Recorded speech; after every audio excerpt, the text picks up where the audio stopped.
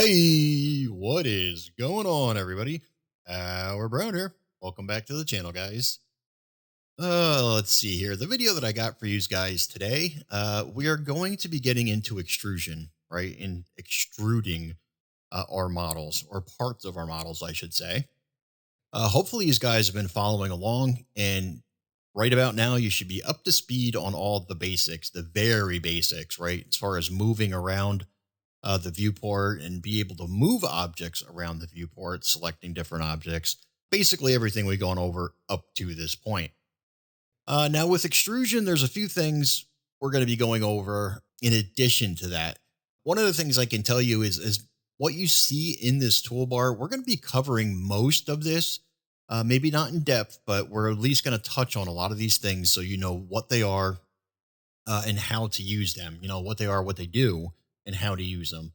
Speaking of the toolbar, if you don't like seeing this toolbar here, you can hide that by pressing T as in Tom on your keyboard. Okay. Now each one of these, I guess, shortcuts, these icons here, does have like a shortcut or a hotkey associated with it. And as I teach you these things, I'll be teaching you through the hotkey. This way, it sticks a little bit better than having to come over here and hunt and peck and try to figure out what it is you're looking for. You just be able to hit the hotkey and get right to it.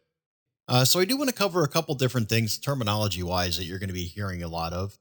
One of them being normals, right? So if I tell you like to extrude along the normal, or if something faces along the normal, you're probably wondering what that is. All right. Now there's a very long, complicated answer, and there's a very, very, very dumbed down answer. And that's the one that I'm going to give you today, right? I'm going to dumb this down as far as I possibly can without getting technical at all. All right. So a normal is the direction in which a face is facing. Okay. So you can see that this direction is facing out along this x axis. All right. This face is pointing out along the y axis, and you get the idea. Okay. That is the normal, the direction that it's facing. All right. There are two sides, obviously, to every face, right? So if I was to shift A and just make a plane, I'm going to move that along the x axis so you can see it there, scale it up a little bit. All right. So looking at this plane that I just created here, okay? What I'm going to do is, it's on my keyboard. I have it mapped, a shortcut map to alternate X. But what that is, that alternate X, if you go up here, not to, yeah, it is overlays. If you go to overlays, at the very bottom there, you'll see something called face orientation. Okay. Well, what that's letting you know is which direction is the visible face. This would be the normal, right? So the normals are facing up away from this. But if you look at the other side of this, you can see that it's red. All right. Well, this is telling you it's kind of like blue, you're good to go. Red, obviously, is danger, no go. All right. So if I was to export this plane into FarmSim or any other game engine for that matter, from this side, looking at this plane, it would look exactly what I wanted to look like. All right. But from this other side, you'd see right through it. It'd be invisible. All right. And the way the normal works, the long explanation, has a little bit to do, or a lot to do actually, with the way it reflects light and everything else, right? So like I said, it's a very long kind of involved very long involved explanation. But just take my word for it that there are two sides. Depending on how we model things, it's going to let you know what you need to do to be able to make this object visible within the game world, right? So you can see both sides of it. Now, in this case here, we would either just extrude this edge, bring it up a little bit. And now if we were to look, okay, I'm blue on both sides, right? Because there's two sides to this plane now, right? Two visible sides, whereas there wasn't before. So that's something to keep in mind as far as normals. Now, there is a way, I believe, if you go into normals, or if you go into overlays, right, you take off face orientation. I just found it not long ago, and now I'm losing it again already. Okay, right here, if you go to the mesh edit mode overlays, all right, and that's the one right next to the viewport overlays right here. Okay, and you'll see down here where it says, oops, you'll see where it says normals. Now that first one is pointing towards That's your vertex normals, your edge normals, and your face normals. All right. So if we click on face normals, well, it's kind of hard to see now. Let me go up here. I can adjust the length of that. There we go. Now you see those lines pointing out. Those are your normals. All right. So that's the direction that the face is facing, basically, right? So it's very easy explanation when you dumb it down.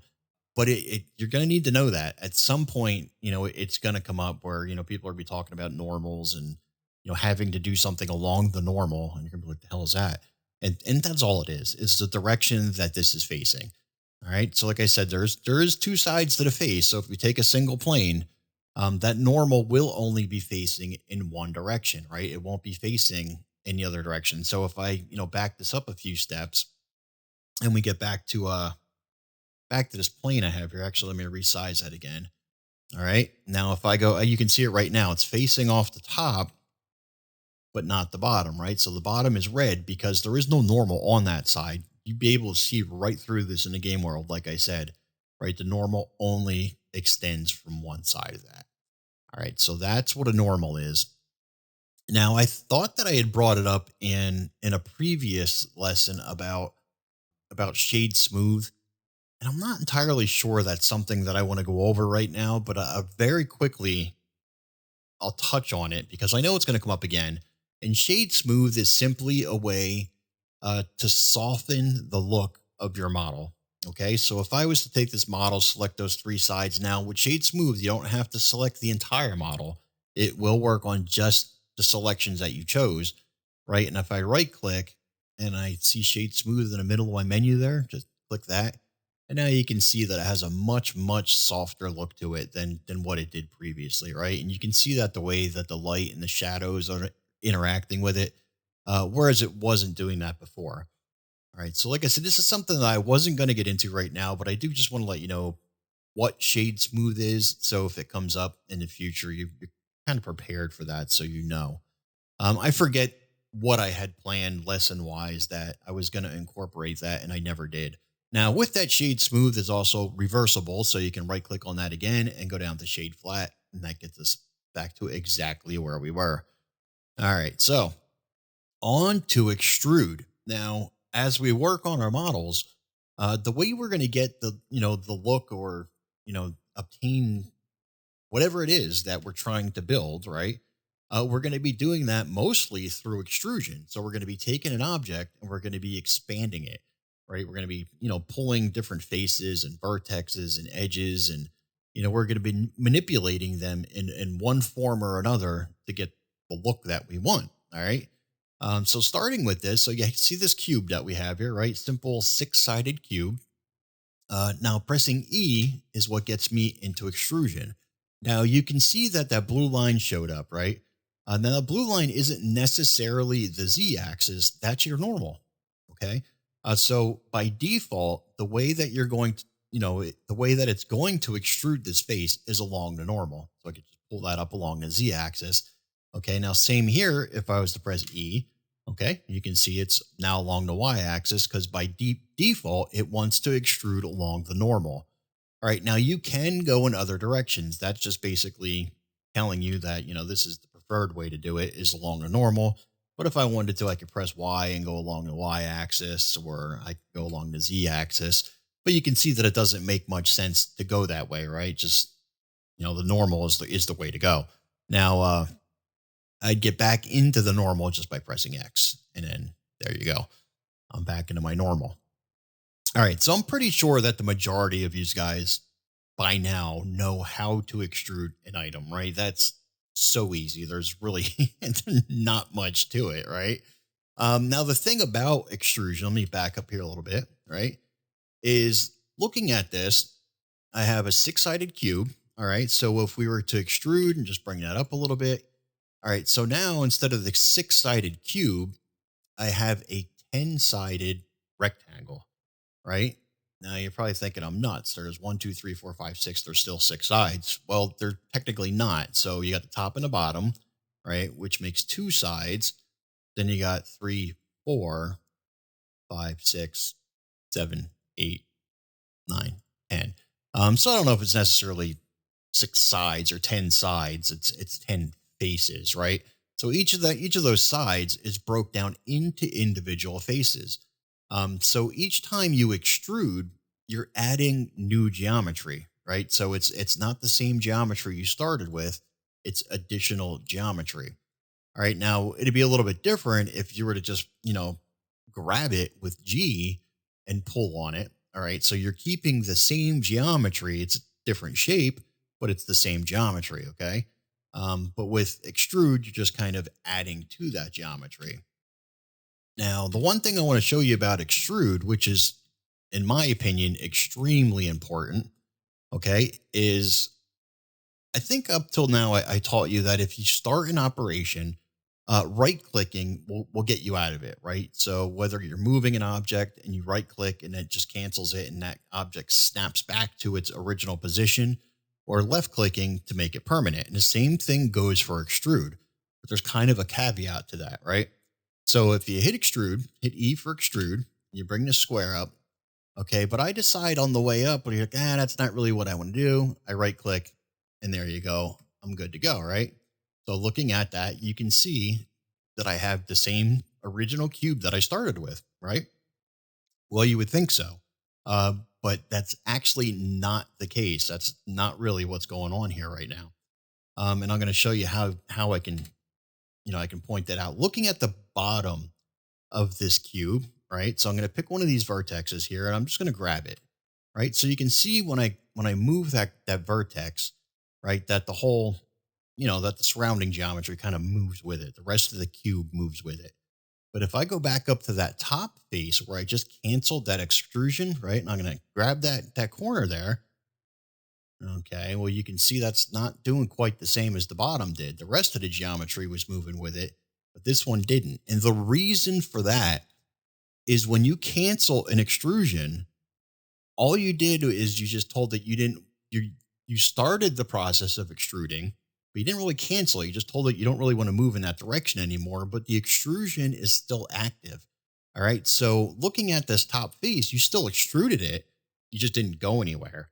All right. So you want to back completely out of that, like using Control Z. Now, what happens if, like, say, and trust me, this here, what you see here with this like dual faces and dual vertices and dual edges will create a problem. Sometimes a significant problem later down the road, right? So you didn't catch it. And, for whatever reason, maybe it's a big model. You're so many steps beyond where you were previously that you can't Control Z to get out of it. And now you need a way to fix this, right? Because you have more than one vertex, you have more than one face. It's not good. It will create a problem. So you need to be able to fix that somehow. Okay. All right. So the way that I'm going to show you how to fix that, right? And I'm going to hit Shift Z on my keyboard, right? And that's going to get me into this wireframe mode. And you can do that up top here if you want to, just by going into viewport shading, or also by pressing Z and picking wireframe out of there. All right. So what I'm going to do is I'm going to pick all these top vertexes there, right? Because I mean, I could pick them all, doesn't matter. But I just happen to know that the top is the only one affected. And what I'm going to do is I'm going to press M on my keyboard, right? And M is for merge. And since I'm in vertex mode right now, so I have these vertexes selected, I want to merge them. And it's going to ask me how I want to merge them. And I'll show you an example of how merge works, okay? To fix this, let me do this really quick. Let me go back into this mode. I'm going to merge, and I'm going to press B because that's the shortcut for by distance. So merge, and I'm going to merge by distance. All right. Now getting back into solid mode and picking just another one of these vertexes here. Right now, when I move this vertex, you can see it does the same thing at the bottom did, because I just merged all these duplicate vertexes, right? The four of these vertexes is what creates your individual edges that connects the vertexes and the face that fills that whole area. So once you get rid of the vertexes, the edges and the duplicate faces, they all go with it. All right. So let me get back into face mode here, and I'm going to extrude this a little bit. All right. So now if we were to go into, I'm going to go back into my vertex mode by pressing 1. And what I'm going to do is I'm going to select everything here, these top 4, and I'm going to show you how that merge works. Okay. So now if I tell it at center, I want to merge these vertexes at center. Okay. You can see what happened there. Not exactly what, what you would have wanted. Maybe an easier way to explain that is just pick these here, right? And then I'll merge at center. Okay. And you can see what happens there is it kind of splits the distance between these two, right? And it basically meets it in the middle. When I did all four of them, it calculated it not just this up and down, like here, it calculated the up and down at the center, and right in the middle, right here is where it merged those vertexes. But when I selected all four, it counted the middle this way also. So that's why you ended up with a pyramid looking thing. All right. So that's what at center does. You're gonna have to play around with some of these. And then at cursor is exactly what it sounds like. It merged those vertexes down here at the cursor. Okay.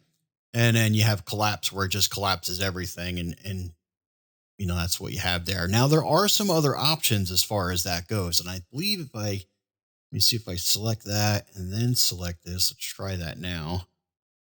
There we go. So I do have some other ones there. Now there's at first and there's at last, and it's exactly what it sounds like. Okay. So at first, it's going to merge these vertexes into the first selection. Now what you see in green is my current selection. All right. Let's see if I can well, I guess in faces, it shows up blue. My faces show blue to show you it's just been selected. But anyhow, first and last.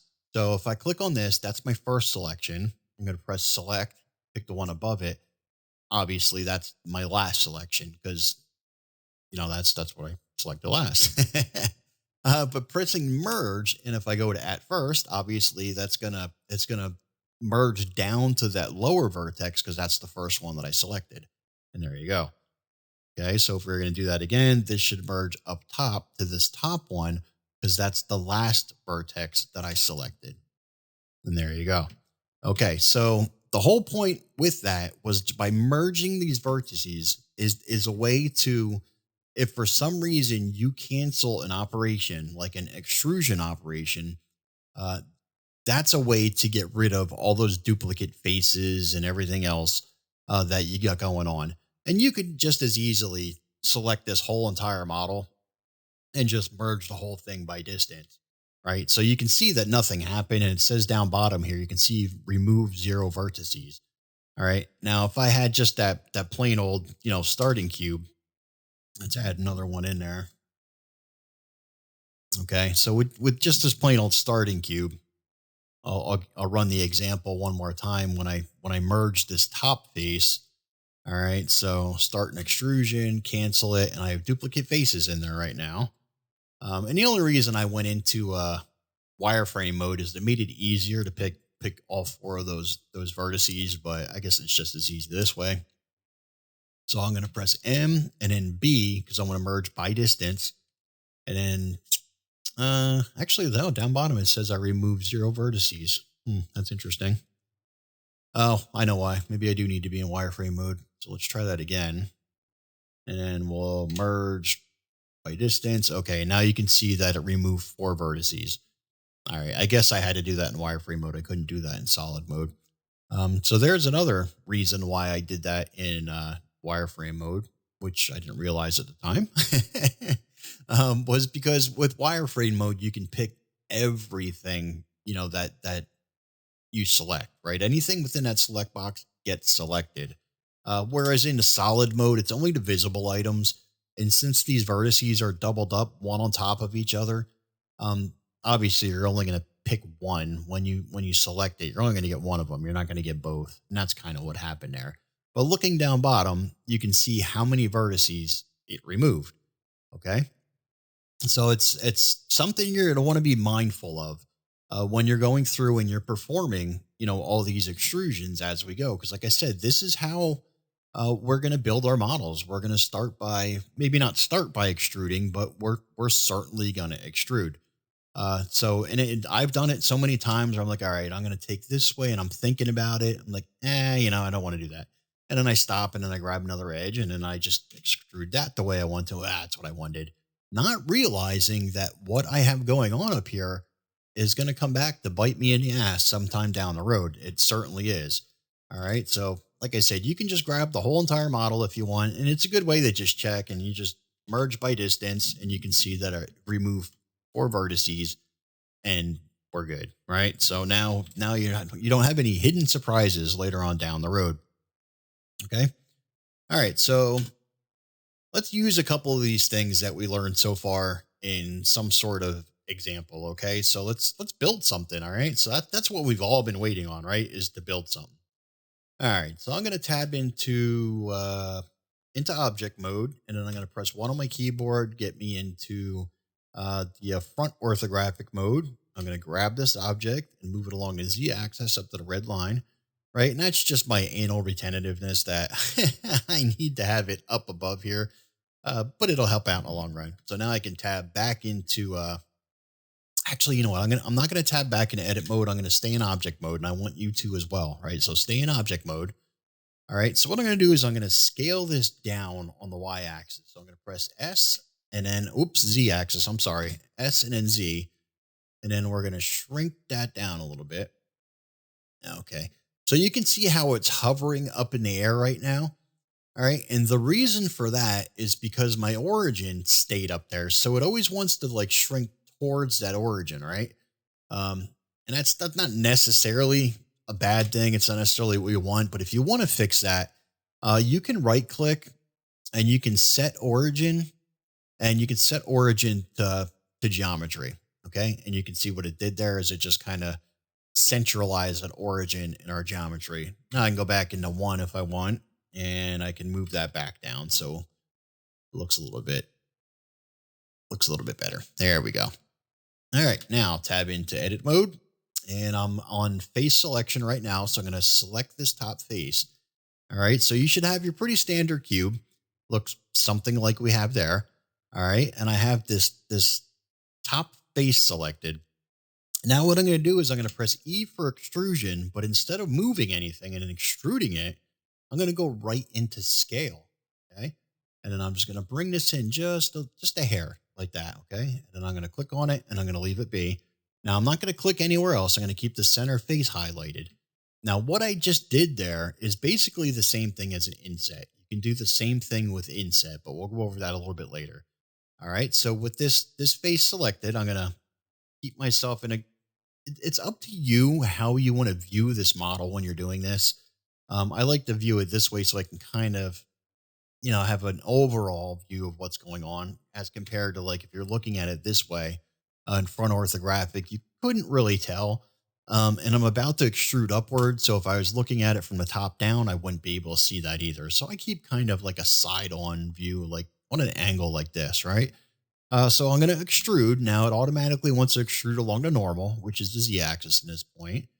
All right. So I'm going to move that up just a hair, not far. And then I'm going to go right into extrude one more time. I'm going to E and then S for scale.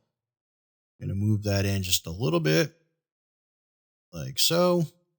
I'm going to extrude upwards just a little bit more, keeping those about the same, right? See, I'm going to make it about the same distance there. And this is only an example, so I'm not going to get too crazy here. All right. And then one more time, I'm going to extrude. And then this time I'm going to go in well, actually much further. All right. So I'm going to go in about yay far. Okay. Back up a little bit. And then I'm going to extrude one last time. And then I'm going to bring it up top here. All right. And same thing I did before is I'm going to extrude and then S for scale.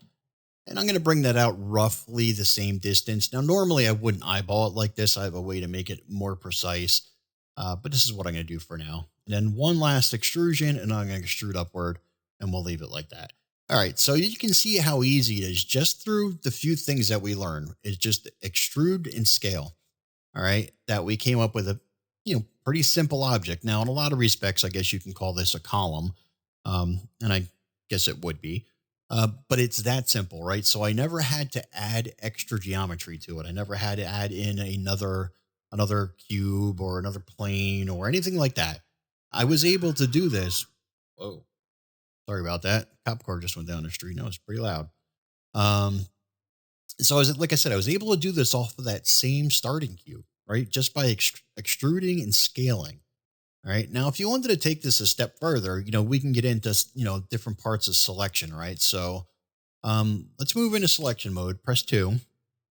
And I'm going to go over something that we haven't gone over yet, but we will in future videos. But I'll show you now just the difference that it could make, right? So I'm going to press Alt and I'm going to press this edge along the top. See how it selects that top edge right there? Now, that Shift makes multiple selections, right? We went over that. And Alt will select this whole entire continuous ring all the way around as long as it's not interrupted in any way. So I'm going to press Shift because I want to make multiple selections, and Alt because I want to select this whole bottom ring also. And there you go. I'm going to select those two rings. Now, this is what I wanted to show you, okay? When I started this cube, I kept you in object mode when we flatten that cube, right? When we started out with this initial shape that you see here, this bottom shape. All right. And that goofed us up, but I'm going to show you what it means. I maybe should have done this a little bit differently, but I'm going to Control B for bevel. All right. What am I doing here? Something's not working the way I wanted to. Control B. There we go. Now we got into bevel. Now you can see, I don't know if you have a very good look at what that's doing there, right? To you, it may seem okay. All right. That might seem like a normal bevel. Let me get a little bit closer and see. These guys can get a better view of what's going on there. All right. That you're going to get used to. This is something that's going to come with time, right? The more modeling you do and the more you've been looking at these things, you're going to be like, that's not a normal bevel. Something's not right there. All right. This is something that I explained in a couple videos ago. One of the first three is when you're in object mode and you rescale something. So I'm going to press N on my keyboard to bring up the side panel, right? Let me get back in object mode. You can see my scale is not 1, 1, and 1. So things got a little bit goofy. I didn't keep the same scale, right? I rescaled that object, but I didn't reset my transforms. And I think I remember explaining to you that there's certain times you're going to be trying to do something and you're going to know that it's not quite right. It's not doing exactly what you want it to. And that's why, because the scale kind of threw everything off. So what I'm going to do to fix this is I'm going to be in object mode and I'm going to press Control A and I'm just going to hit all transforms. Doesn't matter if it's rotation and scale in this. I'm just going to hit all transforms and that's going to reset everything. My X, Y, Z, location, rotation, everything is going to reset. I'm going to tab back into my edit mode and I'm going to go back and try to bevel this one more time and see if you notice a difference here. So Control B. Okay, now do you see the difference there? Now I got a much better bevel, right? And so now I can soften up the edges, along that, I don't know, fancy, whatever that is you want to call it there, right? It's the design. Now what you could do, see how if I bevel this, I can pull that like infinitely far, all the way to the point where you can see it coming out of the bottom there. And you don't necessarily want that. So they have something that's called clamping, right? So as you bevel, if you press C for clamp, right, that'll only let you go as far as it normally would go, right? So you're not exceeding the bounds by coming out the bottom, or you're not going to be doing anything crazy that's not going to render correctly, right? Something that's going to really goof you up. All right, so with that bevel, you can just left click to set it, I guess, right, to make it permanent. And that's it. So there was an example of selecting multiple objects. Performing an operation on all four sides at once, right? So that's going to be kind of important, or at least come in handy in future videos to, like, when you want to do an action like that on an object, is to do it on multiple faces. One by one is really going to be a slow process. This way that, your bevels are uniform, right? From one to the other, that they're exactly the same bevel, unless you want them to be different. And it saved you time. Like I said, we're able to make this whole thing here just off that one cube, right? So all I did was scale and extrude, scale and extrude, scale and extrude, and that was it, right? So I was able to come up with this object that easily, right? So there really was not much to it. Let me see, what else do I want to go over with you as far as extrude goes? Let me think here for a second. I think that may be it. I got one other thing that I want to go over with you guys really quickly. I'll try to make this quick because this can be kind of confusing. So let me select just cube here. Let me get into object mode. I'm going to select the entire cube here, right? And I'm just going to move that along the x-axis to get that out of my way. So I'm going to move that back there. And I am going to start another cube here, right in the middle. And I'm already in edit mode.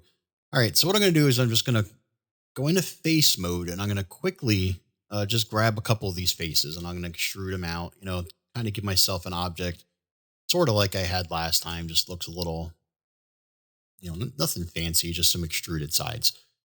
All right, oops. I have a bad habit of hitting like my cap lock key and stuff like that. You'll find out you're hitting all kinds of other keys except for the key that you want. All right, so let me take this object. I'm going to take the whole object here, and I'm just going to rotate it on the z-axis a little bit, right? I'm going to get that just like that. All right, now you should know by now between the difference between your global and your local views, right? So you know that these axes right here that you're looking at are your global axes, and you know that this object is no longer lined up to those global axes, right? So if I was to like grab an edge here, right? So to grab it, all right, and I want to hit X, I want to move it along the X axis. Now that's my global axis.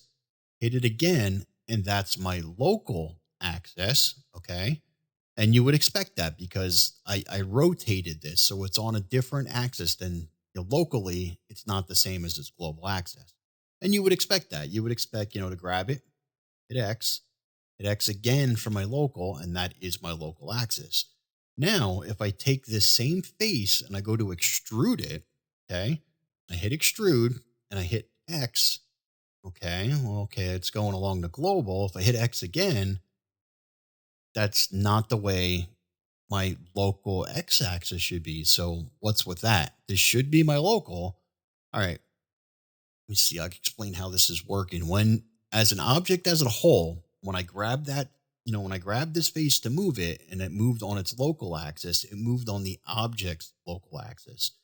When I extrude, I'm only working off of the axis of the face alone, right? So when I extrude along the X and I hit local, that is the local axis for just that face. All right. I know it's a little bit confusing, but the more you work with this, you're going to come across that. No doubt about it. You're going to extrude something. You're going to want to go along a certain axis. You're going to look, the hell, it's not working the way I want it to. And that's why, because when you extrude, the axes are tied to only your global and local, but that local is tied to only that face, not the entire object's local axis. Okay. So like I said, it's confusing, but just trust me on that one, that the more you work with it, you're going to come across that once or twice. And I figured not more than once or twice, but you'll definitely come across it. It'll probably confuse you once or twice. That's for sure. But I just wanted to give you a heads up. So when you do come across that, hopefully it sticks and these guys have a better idea of what's going on when you try to extrude on something other than your global axis. Okay. And that's it for extrude, right? Really simple. You can see by this wannabe column that we have over here that it's very simple to just get a very, you know, standard object, right? Or any manner of complicated objects off of just that simple cube that we started with, right? By very simple operations, just by extruding, scaling, extruding again, scaling, right? So we used most of our operations in here. Right? And we didn't really do any grabbing or moving or anything like that. But you get the idea, just for, incorporating some of the items that we learned up until this point. That was a pretty good example, right? So that's what we got. That was extrude, and you guys should be pretty familiar with it before I even started this video. I'm sure you played around with it. Like I said, the key thing I really wanted you guys to know was canceling an extrusion, right? So right clicking, you didn't goof anything up at that point. If you notice that you did it, right? So you start an extrusion, you right click to cancel it. At that point, you don't have to go back and select all your vertices and merge them, right? Just Control Z, get yourself out of that option. So now if I was to select these, right? If I grab a single one and I move it, there you go. I only have a single vertice there.